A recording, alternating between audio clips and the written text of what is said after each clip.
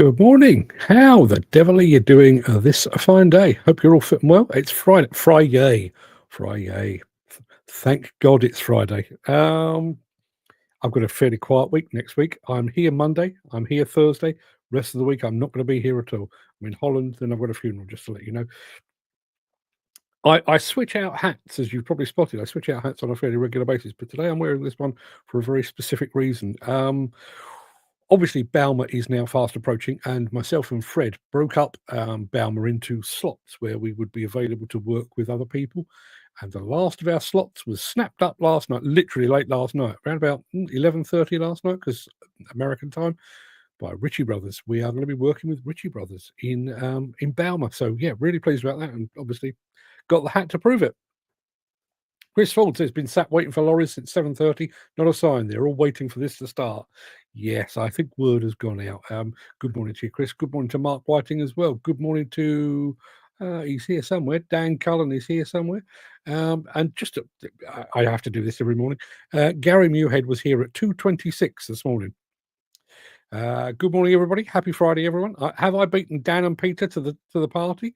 Well, he had, but not by much, because Dan Cullen was along straight afterwards at 4:38 to say, good morning, how are you all doing? And we've both beaten Peter today. So I have no idea why people have started to check in at ridiculous hours of the morning, but I'm kind of grateful for it.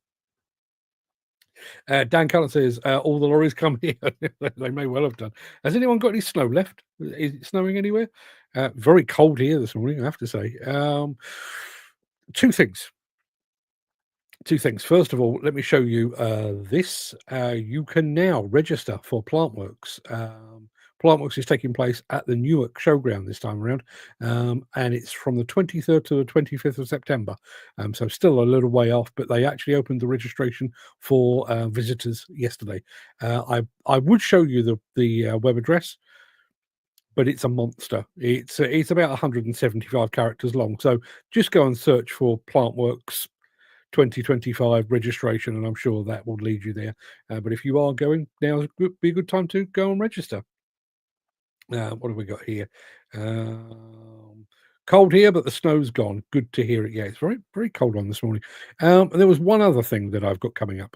End of the show, we're going to be talking about words and phrases that we use within demolition and construction circles that kind of say a lot but don't really mean anything. I mean, obviously there's corporate speak like thinking outside the box and blue sky thinking and other such tosh, but other words and phrases that we just bandy about in this industry, which when you really think about it mean absolutely nothing at all. That's what we'd like to talk about. Our friend Mick has just joined us. Morning, Mick. How are you doing, my friend? It's Friday. I'm sure you already knew that, but it's Friday. Weekend is fast approaching. There is one other thing that I would like to show you before we go on. Let me take that away. I need to bear with me 1 second, because I can only have one shared screen open at a time. So I have to go and find this one. There you are. That comes this morning from Construction Inquirer. A sharp fall in commercial new work contributed to another 0.2% dip in overall construction output following an equivalent fall in December. Dip was attributed to bad weather, also highlights ongoing fragile market. It also means that house building has failed to rally as well. So Keir Starmer, when you're looking at your 1.5 million, just how far are you looking to push that out? Look at that donkey. I often use that for clueless operators. I'm not talking about the phrases that you use, although they are very welcome. I'm talking about the ones that just kind of get bandied about that really, well, you'll understand where I'm going with all of that just as soon as we get to it. And Jim Turner, Mr. Modular himself, is here as well. Jim, I will press your button in just a moment. So without further ado, let me roll the intro, post the question of the day, and get this show on the road.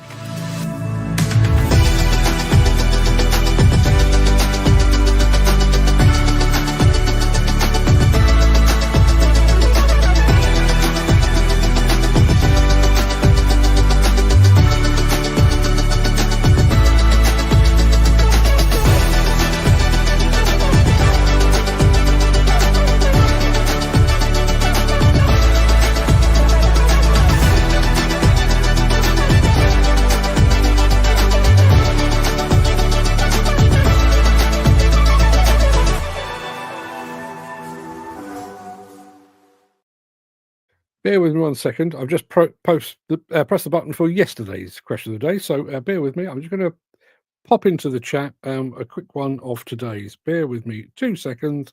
Uh,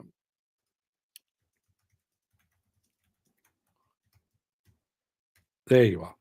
There you are. And Dan Cullen has already got a question of his own. What's up, guys? What are you doing for Paddy's Day? When is it today? It is. It is Paddy's Day. Yeah, yeah, see, just going to trigger my desire for a pint of Guinness, isn't it? Which I'm not going to have, but it's it's kind of an ever-present thought now. It is Friday, the 14th of March. I should have spotted that. Welcome to the Breakfast Show. I am your host, Mark Anthony, the Walrus of Demolition, the Lord High Chancellor of live streaming. In today's show, Tru7 demolishes a bridge over the UK's busiest motorway. We're going to take a closer look at the new Case 421G. We've got some epic footage of a French road construction project, and we're heading off to the States to see a racetrack under construction and repair. Okay. Thank you for the clarification. Dan Cullen is saying Paddy's Day is actually the 17th of March. What is the 14th of March? Is that Cheltenham, maybe? I've got something going around in my head about the 14th of March. Gary Muirhead is here as well. He's here again. He was here about 8 hours ago, actually, but he's back again. Good morning, gang, and happy Friday. And Jim Turner says, no drink for me, Dan. I'm off it for Lent. My Lent has been going on for about 15 years now. And the hankering doesn't go away, let me tell you. Yeah, where are we? Yeah, oh yes, morning monologue. I'm going to be discussing meaningless words and phrases that are thrown around in demolition and construction circles. If you've got any that you'd like to share, I can factor those in as well. Good morning to Garvin over at Mostly Diggers. Obviously, it is the same as any other day. We do have a mystery machine as well.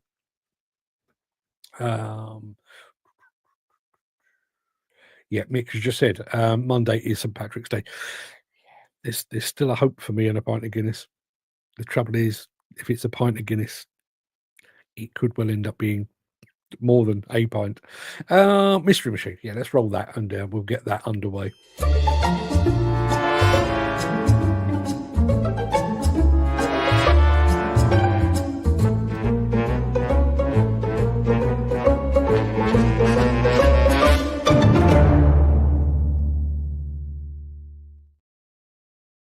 Right.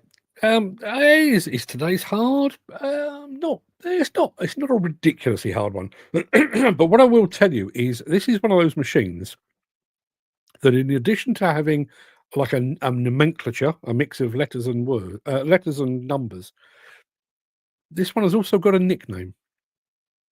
That's what you're looking for. I would like. Well, I would take either. I would take the nickname, or I would take the nomenclature.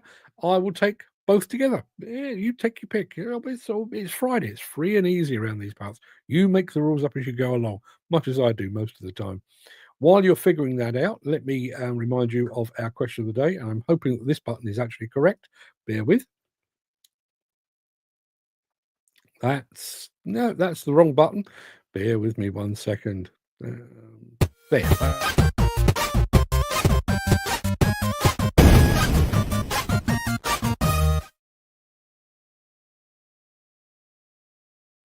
Yeah, our question of the day today comes as ever, from our resident quizmaster, Mr. Gary Muirhead. And his question is this: if you had to teach a class on something, what would you teach? What would you teach? My default answer, I my first thought was writing. It's the thing I've been doing longest, and it's the thing I'm probably best at. But I reckon it would be really hard to teach a total novice how to write. But I could teach them to live stream in about an hour, maybe two. So I'm going to go with live streaming. But what would you teach? I can tell you we've had a guess. We've had a very good guess. I did tell you the mystery machine today has a nickname. Garvin at Mostly Diggers reckons it's an electro pig. It is not. It's not an electro pig, but I have to say, electro pig would make a fantastic name for an indie band. Here they are, live from Las Vegas, Electro Pig. Thank you for that. That's what we've got so far. Let's have a look. Gary Muirhead reckons it could be Gravel Charlie, as if I would do that. I might note that down to do that at some point in the future. It's not one of those. Some good answers coming in on the question of the day. Let me take this away, show you a bit more, and then I'll go back to the question of the day. Which is, what would you teach if you were a teacher for a day? What would you teach? Chris Ford says, manners and common sense. There's a distinct lack of both. Ain't that the truth? Ain't that the truth?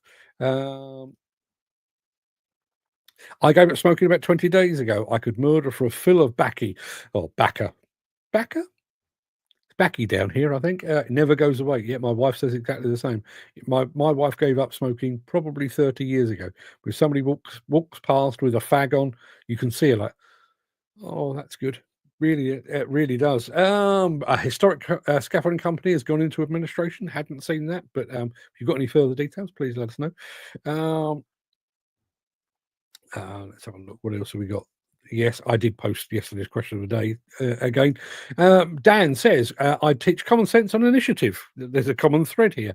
And Mick says, teach them the world doesn't owe them a dog's turd, let alone anything else. You really are taking this very literally, people, aren't you?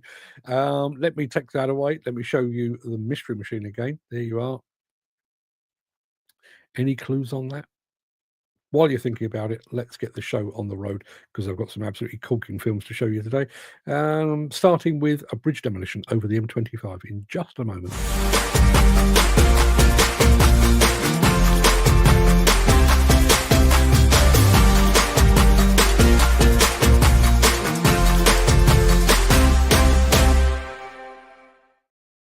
Now, if you'd like to watch this film in its entirety, you can go over to YouTube and look for Tru7, TRU and the number 7, no spaces, TRU7, as in Tru7 Group, Tru7 Demolition. But I think their film is about 11, 12 minutes. I took it away, put some music to it, and I will lay it before you right now.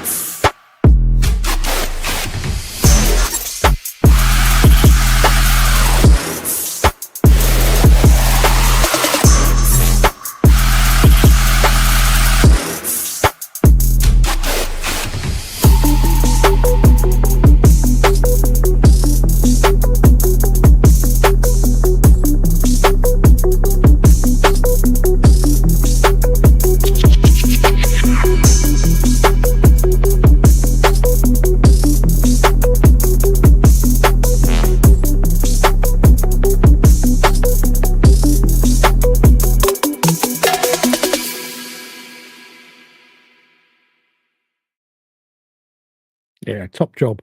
That was actually at Cobham, not a million miles away from here. It's actually one of my entrances to the M25. Top job, Tru7 Demolition.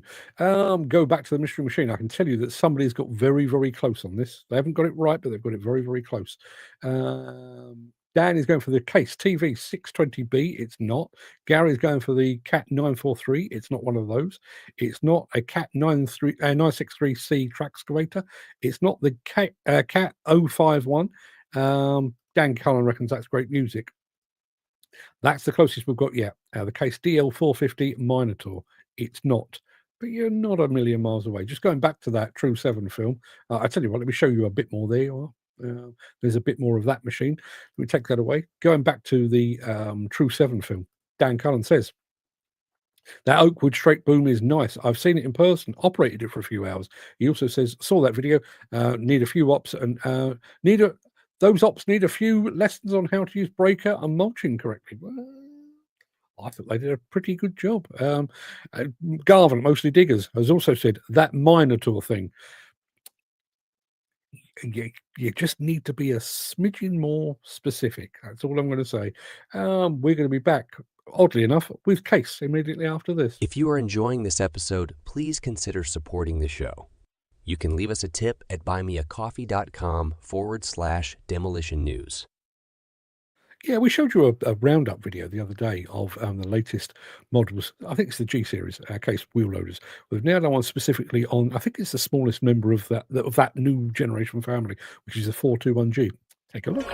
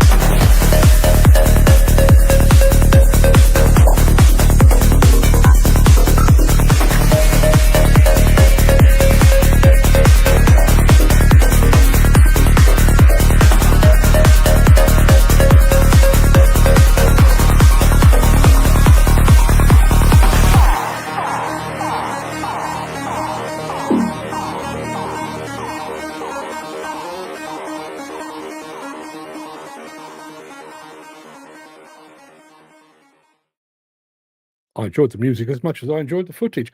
I can tell you, this is the first time this has ever happened. I don't know how long we've been doing the Mystery Machine now. This is the first time we've ever had this. We've actually got a dead heat. We've got a tie. I can only separate these things by the time in which they come in. And I can tell you that at 10:18, Chris Ford said it's the Case DL550 Minotaur or Minotaur. And at 10:18, Dan Cullen said it's the Case DL550 Minotaur. So I'm going to split the difference. Basically, that's it. You've both won.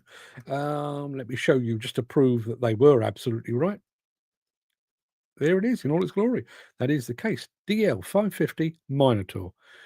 Chris, Dan, congratulations. I've already noted down your winnings. Go over to Jim Turner. Question of the day: what would you teach if you could teach anything? Happiness, although I don't think that or self-belief can be taught, but I just tried to explain a few of the simple rules I live by that give me both. Well, fair play. Wouldn't it be fantastic if you could learn, or teach happiness? I have to say, I'm not, contrary to my public image, not the happiest person. Not the happiest person. Used to be, life and soul of the party. But I do sometimes get the impression, and my wife reminds me of this quite a lot. Life has kind of worn me down over the years. Losses of friends and family and stuff that's gone wrong in the past and whatever. Knowing takes an awful lot to make me laugh now. Having said that, when I was up at West Ham, and I wasn't laughing at the team, although they were pretty laughable. Train journey home with my two sons and my eldest daughter. Laughed a lot. Felt bloody good. Wish you could teach that. Jim, well done on that. We've got We're going off to France in a minute to see a road being built, and it's a belter of a film. Back after this. Since the finance bill came into effect in April, the construction industry has seen a surge of fuel thefts.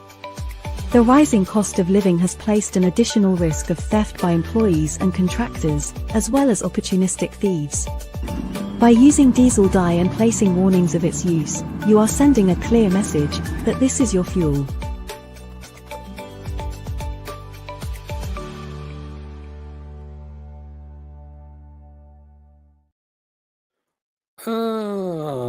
Chris Ford, yes, you did get it right. You got it right at exactly the same time as Dan Cullen, so you split the prize.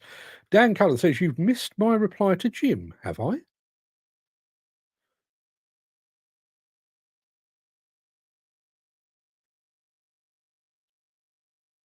Nope, not seeing that. Not seeing that at all. I have just spotted one that I didn't pick up on earlier. I'm going to keep looking. Bear with me one second, but this one comes from Mick. Been reading all the liquidators reports regarding squibs. Yeah, if you'd like to know the details on that, there's a couple of million quid gone awry, just floated off into the ether. You know how 2 million quid can so often do that. It's there one day, and then all of a sudden it's not, and there's no explanation for it. Now that's a surprise. Yeah. Sort of. I'm still trying to find this response to Jim. But while we're talking about Jim, here we are. He says, I don't look happy on the outside, but I definitely am. I'm the other way round. I look happy on the outside. I'm not. Hang on a minute. I do need to sort this one out. Where the hell is that?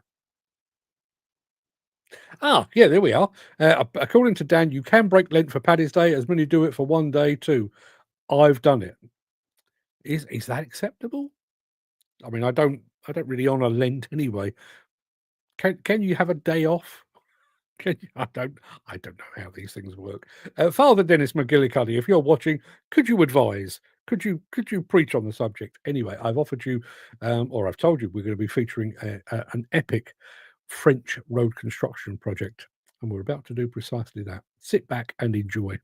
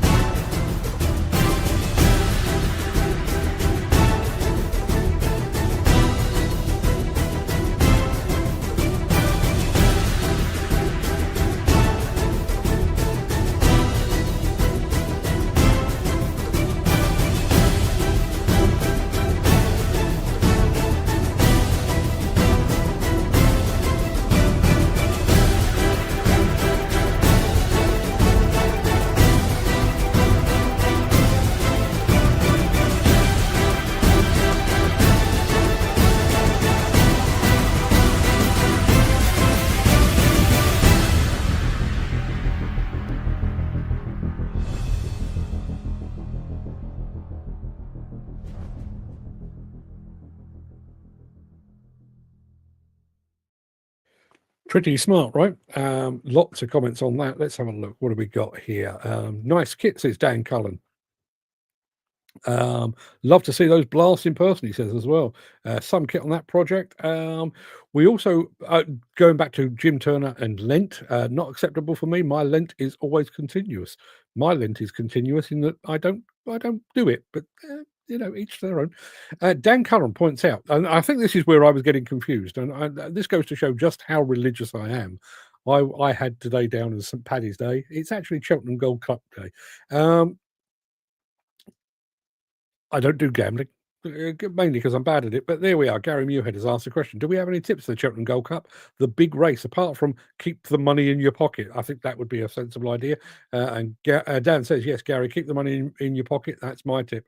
Will K-Tech be at Balmer? Says Gary Muirhead. Well, let me have a look. I would be very surprised if they're not. But you never know with these things. Some companies do blow hot and cold with their exhibitions.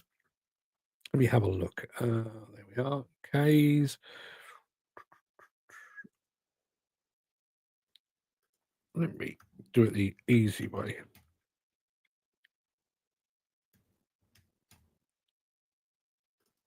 KTEC.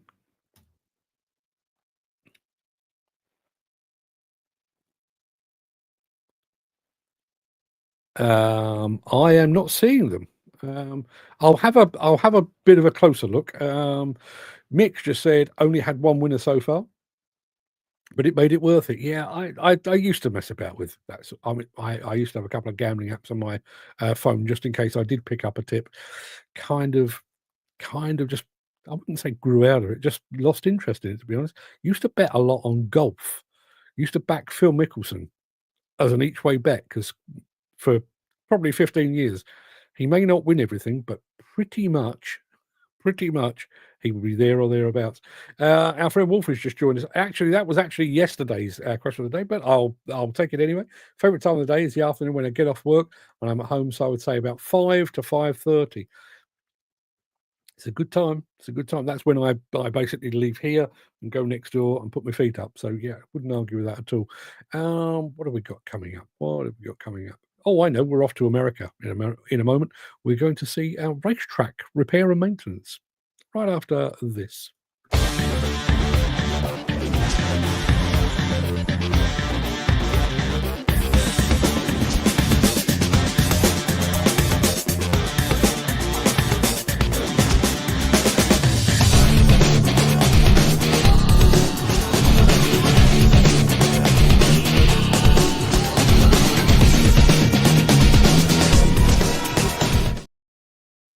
Yeah, I'm still looking to see if K-Tech are going to be at Baumer. The problem is the hyphenation, you see. They are a K-Tech, and I'm not entirely sure how the Germans would file that. It's certainly not done as, they're not early in the Ks. Still looking. I'm all the way down to Kabelco, who I'm delighted to be working with. Komodo, God blimey. Companies here I've never even heard of. I tell you what, rather than keeping you waiting, I'll play you our final film our final proper film of the day, like this.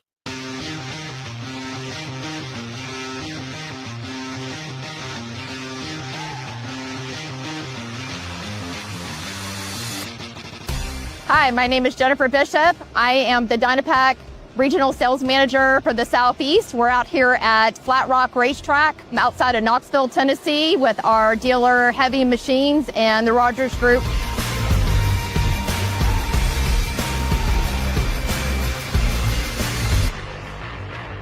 We're running 2 Dynapack MF 2500s to assist with paving in these steep inclines. Rogers Group reached out to us. They have operated this machine before, so they were familiar with it, knew that they were going to need a lower center of gravity, and the stability of the tracks is really going to help with the steep inclines we're paving here today.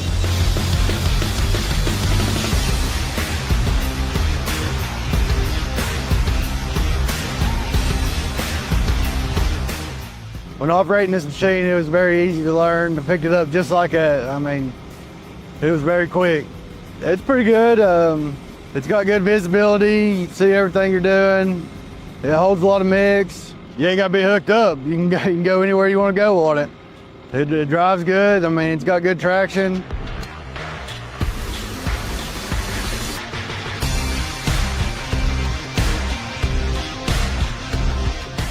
Severe curve, I think it's 16 degrees, 33%, somewhere in that ballpark.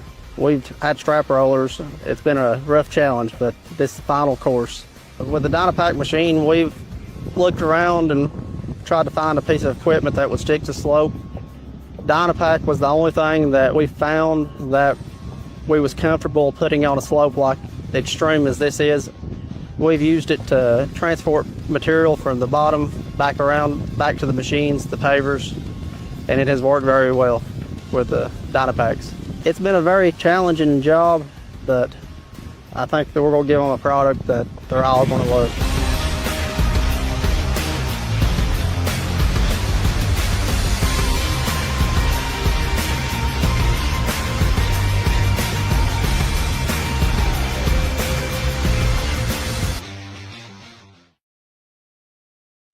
Back to the Cheltenham Gold Cup. Mick has a couple of tips. He is going for a young Blackmore, a Monty Star. I know somebody that would appreciate the idea of Monty Star because his son is called Monty.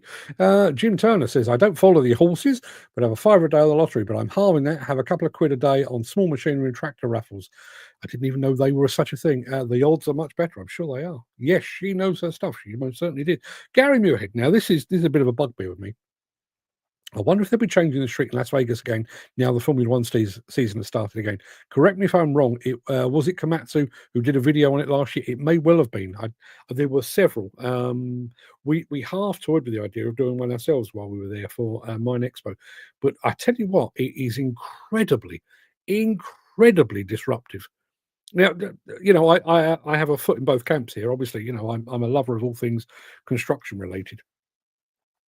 But I'm astounded that they get away with what they get away with.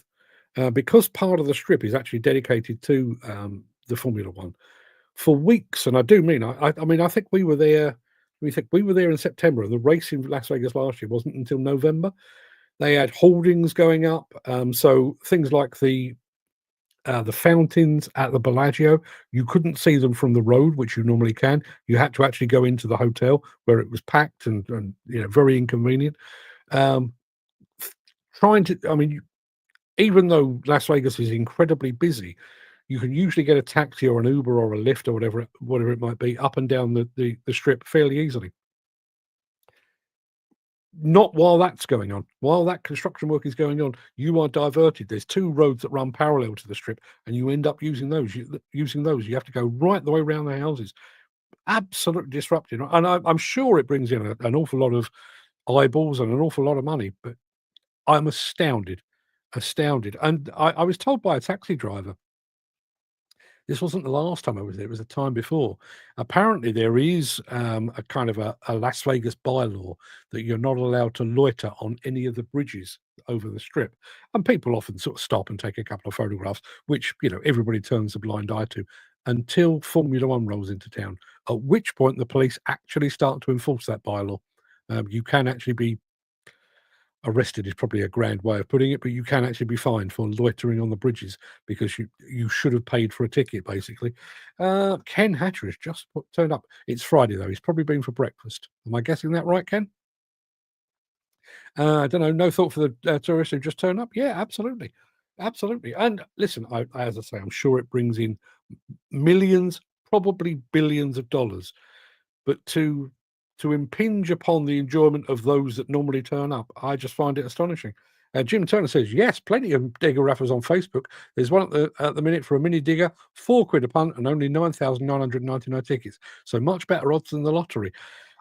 Do you know, I'm half tempted with that, even though I don't know what the hell I would do with a mini digger. I'm taking, is this a used mini digger? I'm guessing it is. I don't know. Ken says no breakfast today. He's actually been working. Well, good for you. Let's talk about Baumer, shall we? We'll start with this. Think you can stop what we do? I doubt it. Yeah, Lugong will be there. No great surprise. K-Tech, just to recap on Gary's question, K-Tech, the scraper people, K-Tech will not be there. K-Teg, as in Kiesel, as in the high reach aficionados.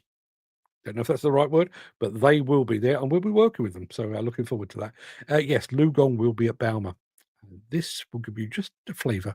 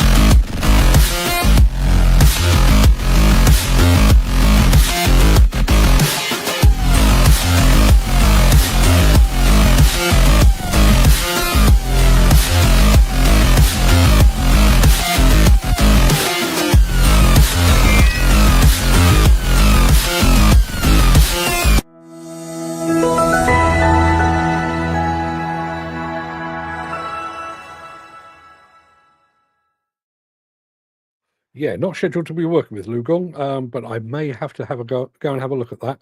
I'm going to say a very quick thank you to MB Crusher for sponsoring this part of the show, and then we'll get back to the chat.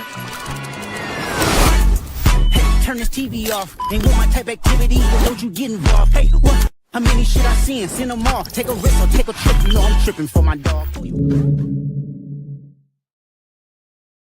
Right, okay, back to the chat. We were talking about digger raffles. Dan Cullen, what would you do if you won the 1-ton mini digger? He'd sell it. Chris Ford once took gravel and blacktop to Silverstone racetrack many moons ago. 3 or 4 laps of the circuit at 15 miles an hour. I've done the same on the Nürburgring. I drove a Volvo wheel loader around, well, not around, on part of the Nürburgring. Not many people can say they've done that. I know Peter Haddock has the same claim to fame. But I don't know many others that have done that. Going back to the raffle, it looks as new, looks newer as near as 1-tonner. Nice colour. That's the Lugong dump truck. Gary Muir says, I've also done one as well, Jim. Raffle, but it's for supercars.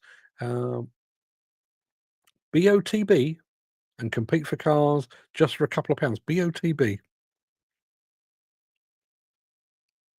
Somebody help me. Is that a thing? BOTB? Ah, yes, it is. It is actually the car company that does the competitions. Never even heard of them. I'm not a petrol head at all. Anyway, that pretty much wraps up the main part of this morning's show. I'm going to wrap things up. It's the last show of the week. Last show. Well, I'm here on Monday. Just let me clarify. Here on Monday. Finish the show, jump on a plane, off to the Netherlands for Monday night, Tuesday and Wednesday. Back with a show on Thursday. Friday, no show because I'm at the at my father-in-law's funeral. So it's going to be a bit erratic next week, and for that I can only apologise.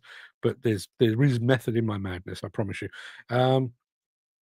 So yes, that pretty much wraps up the main part of this morning's show. I'm going to roll the outro just before leaping gazelle-like over into my morning monologue. If you can't stick around for that, please stay safe. Look after yourself, your family, your friends, and your colleagues. I hope to see you again very soon. Monday would be good, but if you do have the time and the inclination, I shall return forthwith immediately after this.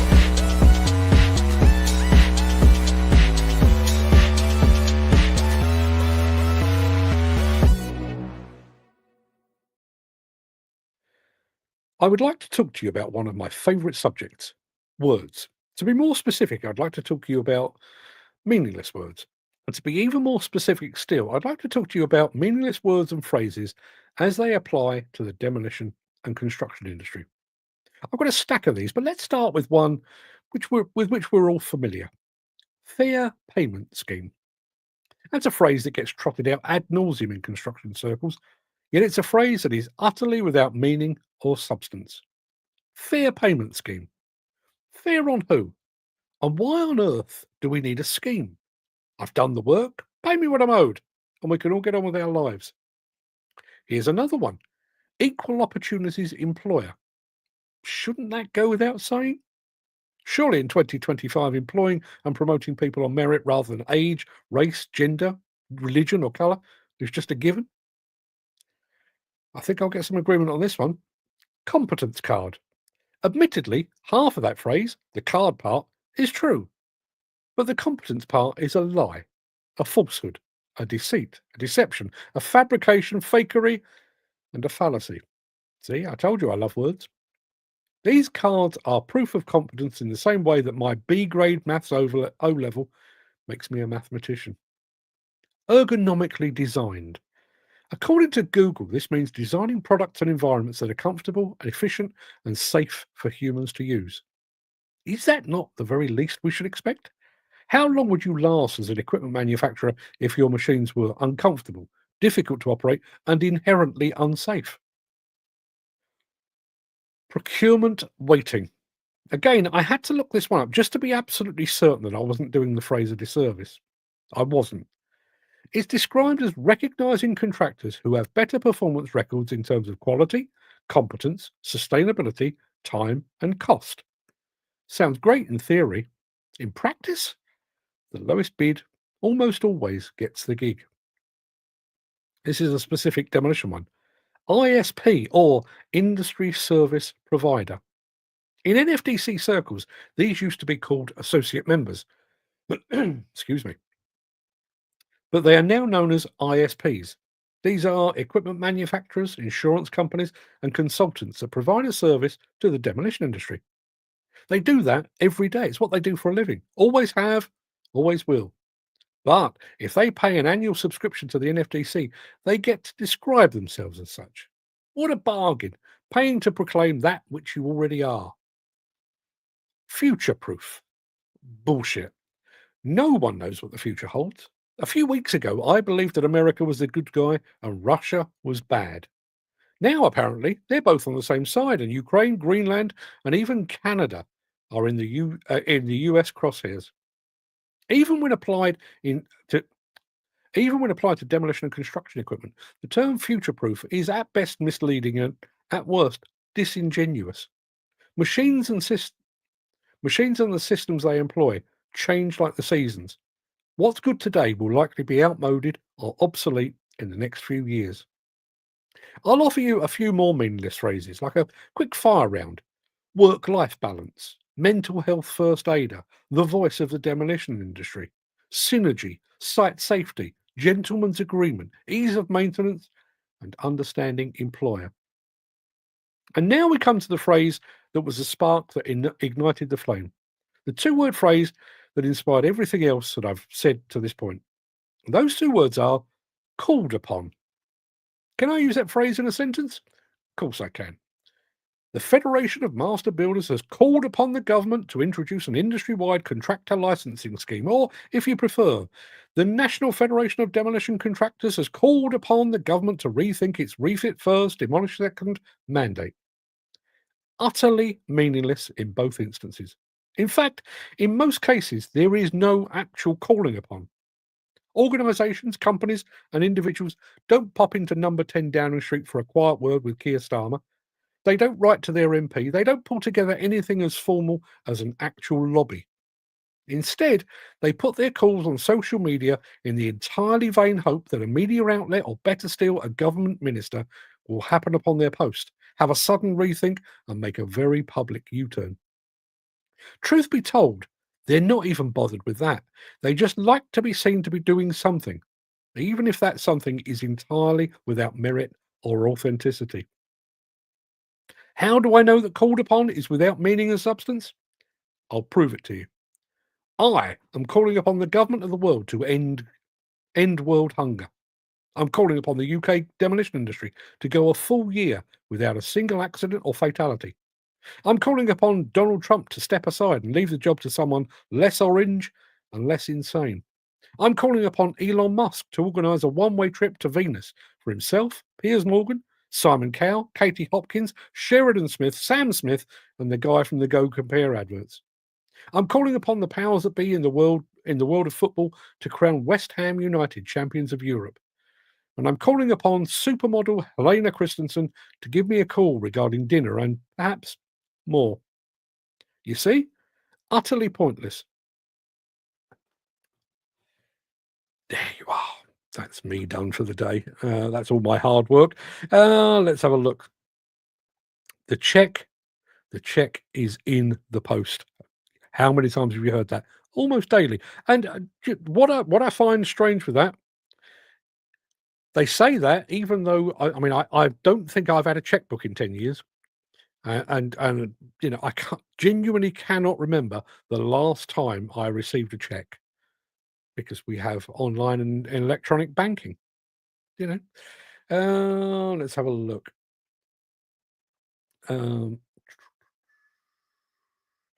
Chris Ford says, you never know your luck in a raffle. If you want to buy buy the ticket just before mine or just after. Shall I tell you a story about that very quickly? Years and you will know the beneficiary of this, and she will back me up on this because this is a true story. So my wife went to school with Louise Hanford, who now know as Louise Carney. Okay, went to school together and then ultimately worked together, and they used to go out for a quiet drink or 10. Back in the day, they used to go to a wine bar, when wine bars were a big deal. Bar called Cheers over in Cheam, about a mile away from where I'm sat right now. They went in there one night and they had a bit of a thing going on where there was a raffle on the door, and the prize for the raffle was a trip for two to Barbados. My wife went in first, and they said, "We're doing the raffle. It's a £5 a ticket." So my wife said, "Oh, hang on a minute, I'll get a fiver out my purse." While she was doing that, Louise had a fiver, handed it over. Louise won the trip to Barbados. She really did. I know it sounds like I made that up, but it's absolutely true. Bags of what, Jim? Youngsters around here always happy for a bag or two. Yeah, we were talking about bags of sand, as in grand. Gary Muirhead, was Terence Finley under the fair payment scheme when you had to wait months and months for your payment? No, they weren't. And you know what? Not that I would be falling over myself. For those of you that weren't here for this, we did some work for that company at Hillhead. Not the last Hillhead, probably the Hillhead before that. Maybe even the one before that. I can't actually remember. But they owed us money, and they owed it to us for months and months, 8, 9 months. And in the end, I basically gave them an ultimatum and said, unless you pull your finger out, I'm going to post on social media that you don't pay your bills. They didn't, so I did. Then ended up with a phone call from the chief exec from the States saying, would you please take that down? We've organised payment. And they did, in fairness. And he then said, I can't remember exactly what the time was, but if you're coming to Balmer, why don't we get together? We'll clear the air and we'll do the thing. Never happened. And to this day, don't hear from them at all. I think it's another company for whom I'm on the naughty step. Quite a long list. Let's have a scene. Chris Ford, not seen the invoice. It must have gone to junk mail. Yeah, get that one a lot. And I don't know, maybe it's because of the level that I deal at. I'm not saying I deal at top level, because I certainly don't. But for example, we're going to be working with Manitou at Balmer. They agreed it. We metaphorically shook hands over the internet, and yeah, all good. They then sent us a form that we had to fill in. Our payment terms, what they would get in return for the money they were paying, and various other bits and pieces. We then had to send them a pro forma invoice, and then we had to fill in a form with all of our banking details, again, payment terms and everything else. Whatever happened to, here's my bill, here's the check? What, did that go out of fashion? Did these phrases used to be called yuck speak? They probably still are. Old school, never been to school, too busy watching Diggers and Demolition. Gary Muirhead says, I once worked for a company that were bad payers. And when I went to collect parts, and the guy said, I've got one of yours checks on my desk with a 6-inch nail through it to stop it bouncing all over. Brilliant stuff. One of my old gaffers was told the check was in the post. too often. So I went to the company's office for a meeting. One of these 3CXs was sat in the car park. He told the MD to get his checkbook out and settle up, or the machine was coming in the building. He got paid instantly. I love stories like that. I really do love stories like that. But isn't it ridiculous? Isn't it ridiculous that it comes to that? And it comes to that a lot. You know, we've all seen the stories of, I mean, there was the one a couple of years ago of the guy who drove a mini excavator into the lobby of a brand new hotel that was under construction. We've seen farmers dumping manure at the town hall or various other bits and pieces. Just pay the money. Yeah, well, you know, we can all. One of the things that I find hardest with this job, and I'm sure everybody's got exactly the same, particularly if you're self-employed, is I have a limited number of hours in the day. In my terms, I basically get up, finish writing the day's show, produce the day's show, broadcast the day's show. I then chop it up into bits, put it out on the various social media channels, and then at about 2:30, 3:00, I start work on tomorrow's show. So my day from 7:30 through till about 6:00 is full. My time is completely full. So if I have disputes with somebody, if I'm having to chase money for somebody, I have no bandwidth for that. It's just a pain in the ass. Mick says, best one ever. Dad, lend us some money till the cows come home. Yeah. My my mum, and this shows how old I am. My mum always told everyone that I had a £5 note on an elastic band, because it'd get to the end of the month, and originally it was when I was doing sort of paper rounds and stuff like that, but then even when I was at work, Mum, any chance you can lend me a fiver for a couple of days? I'll get it back to you. And I did. I absolutely did. She'd give me a fiver. I'd go out, piss it up the wall, because that's what young boys do, I suppose. And then a couple of days later, I get paid and I give it back to her. A couple of days after that, Mum, any chance you can? I swear to God, it was always the same fiver. She had it on standby. I heard that too. Check your junk mail. Yeah, absolutely. We had to go to the head office of a company and sit in there until we got a payment and refused to leave until then. Why? Why does it have to be like that? What? I saw a thing the other day, and I was half of a mind to do something on it, but I think it's a thing that kind of happens maybe a up the ladder from you guys. But apparently, one of the fastest growing bits of the construction industry now is adjudication, where a contractor or a developer or a client has basically said, they've signed up to an agreement, and then one way or another they manage to renege on it through retention, non-payment, part payment, complaints, and everything. Adjudication. If you want to make a few quid in the construction industry, don't bother digging holes, don't bother building houses, don't bother knocking bridges down. Go set yourself up an adjudication firm, because that's where the big bucks are. How preposterous is that? Particularly when you think about the very fact that we refer to these projects as contracts. They are a contract. There is a contract. You will do this and we will do that. You will dig a hole, we will pay you for it. You will knock down a bridge, we will pay you for it. And you dig your hole, you knock your bridge down, and then they go, yeah, but the thing with the stuff and the business, just pay the bill. Think about it.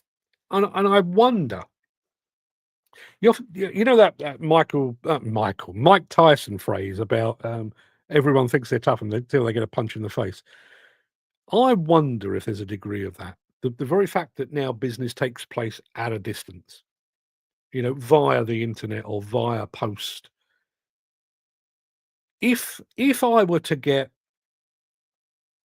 a builder to repave my drive, and he paved my drive, and it was all hunky-dory, and then he was stood on my doorstep, and I just went to him, do you know what? I know I agreed 2,000 quid, but here's 500, we'll call it quits. I'd expect a punch in the chops. When you're doing it at a distance, there is no equivalent of a punch in the chops, and so you can get away with these things. Gary Muirhead. Copper wire was invented by two Scottish men fighting over a penny. Yeah. What was that one about? Wires are 50p shaped like a 50p, so you can use a spanner to get it out of a Scotsman's hand. I think that was the joke. Mick says it's double day. So off to Chris Street, see the niece at Maureen's, and get a cheap dinner. Yes, that and that's another cow who on its way home. Okay. Jim says, same gaffer also had to wait too long for a payment, so we told the old fella to dig a big hole in the site's gateway, pike the muck up, put the machine on top and disable it. He got paid. I remember one once. Somebody made an order for some pink excavators, and it turns out that the pink excavators were not of the best quality. So under the cover of darkness, they were returned to the manufacturer, but they were parked in front of the gate, and all the keys went missing, and wires were removed and everything else. So the only way they could actually get them removed was to pay up or take the machines back, settle the difference, and then they'd come back and remove them.